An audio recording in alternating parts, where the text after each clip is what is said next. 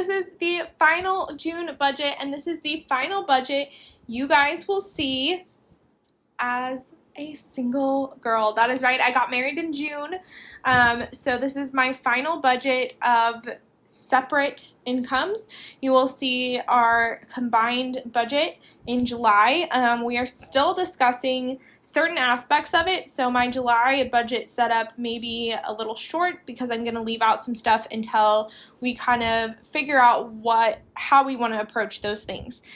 So let's go ahead and take a look at income.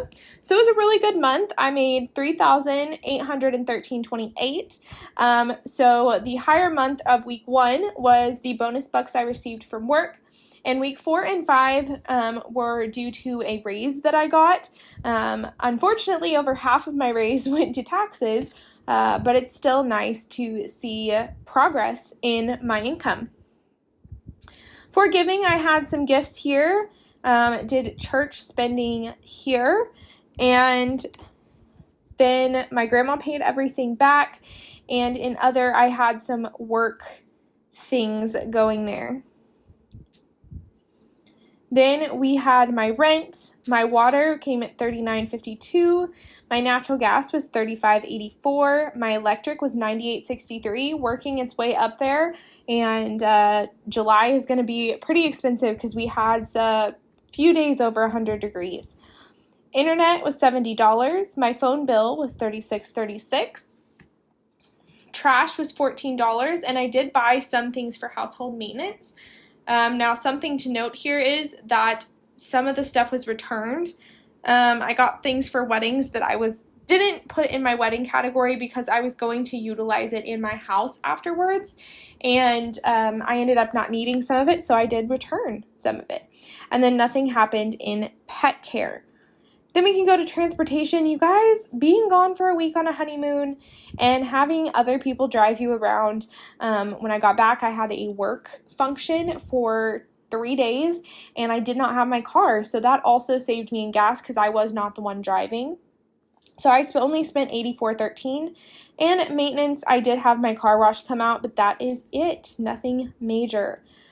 For groceries, I did spend $134.69. Obviously, now that we are officially married in the same household, combining finances, I can tell you that there will be some adjustment period of just figuring out what actually we spend on things, but we're going to be figuring out together.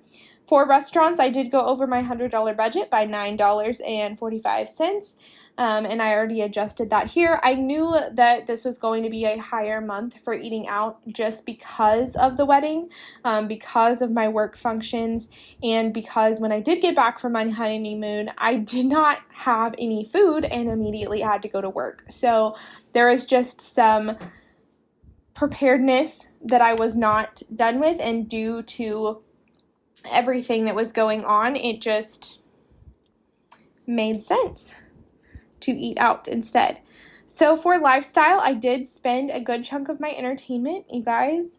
I just enjoyed some stuff. My biggest expense was my Canva, which is annual, and I'm counting that as entertainment because I don't make any income off of my YouTube channel or anything that I use Canva for, so I don't consider this a business until I start making income. If I ever do, it's just something I enjoy doing, so therefore it is an entertainment charge for me. For clothing, I did spend $281.21.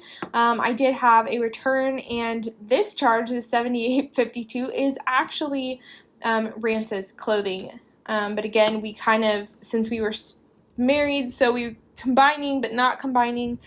I did get my hair done, and I had a Walgreens adventure buying some makeup.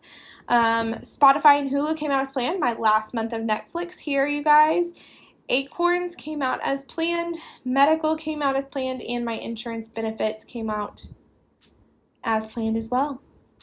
Insurance, so we are starting car insurance over again this month. My car tags and housing, I already paid in the month of July. It's July 7th currently when I'm doing this, so I just wanted you guys to know I did actually take care of that, and my identity.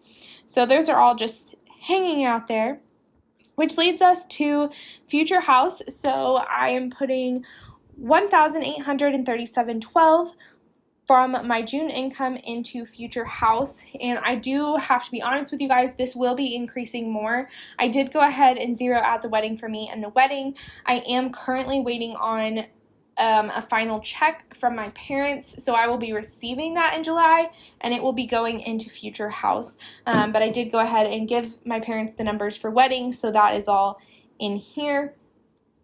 So that will be going in here as well. And my emergency fund is just sitting beautifully.